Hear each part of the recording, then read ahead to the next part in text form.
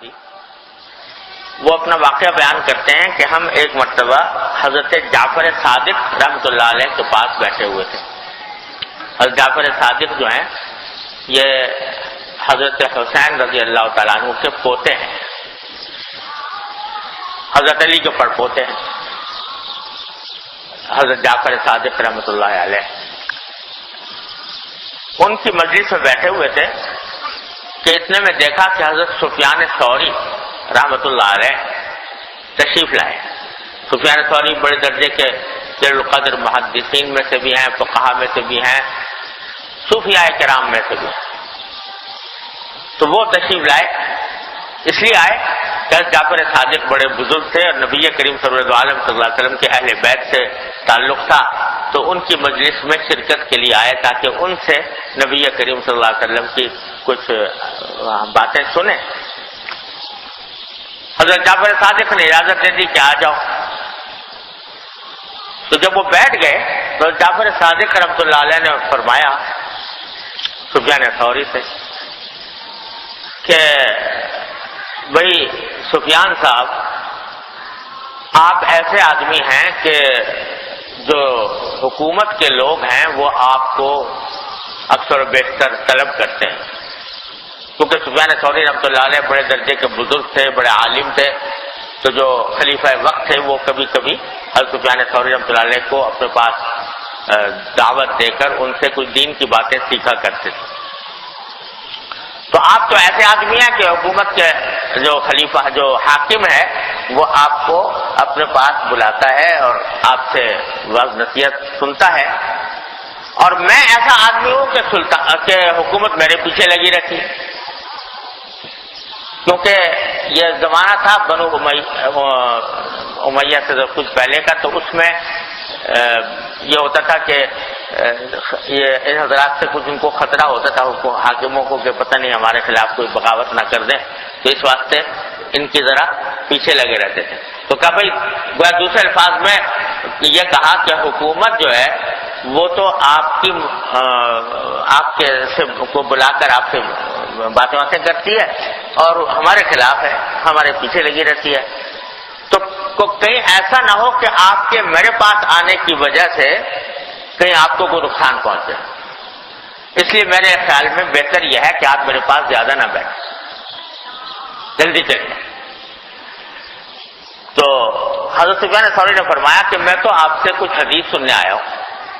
کوئی حدیث سنا دیجئے، رسول کریم صلی اللہ علیہ وسلم کی کوئی روایت، کوئی حدیث سنا دیجئے جو آپ کو پہنچی ہو، تو میں وہ سن کر چلا جاؤں گا۔ اتحدث فاقوم، تو اس پر حضرت جعفر صادق رحمۃ اللہ علیہ نے یہ حدیث سنائی۔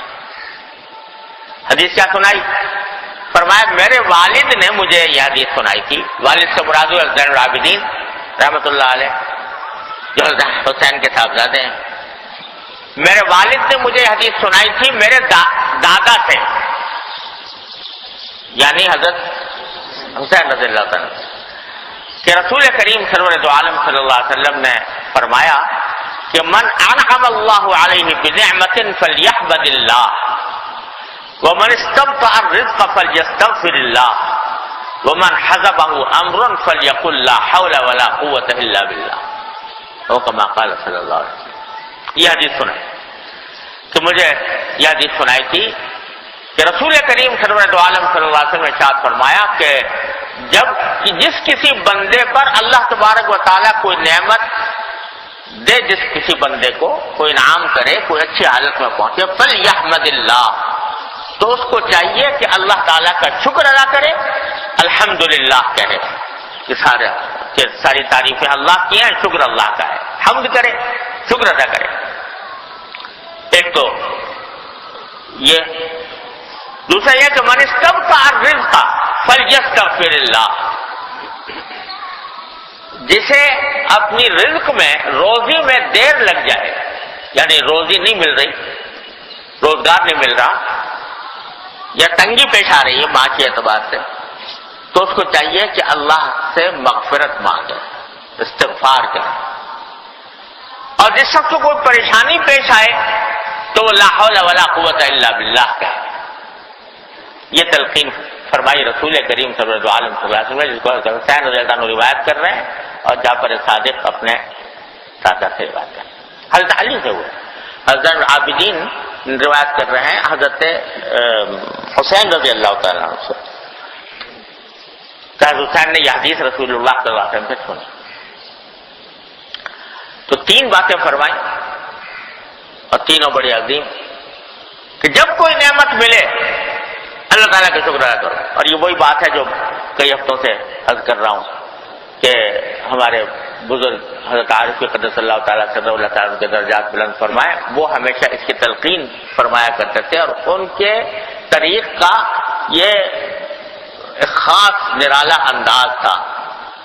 کہ بندے کو شکر گزار بنا دو تو انشاءاللہ وہ راستہ پا جائے گا، سیدھے راستے پر لگ جائے گا۔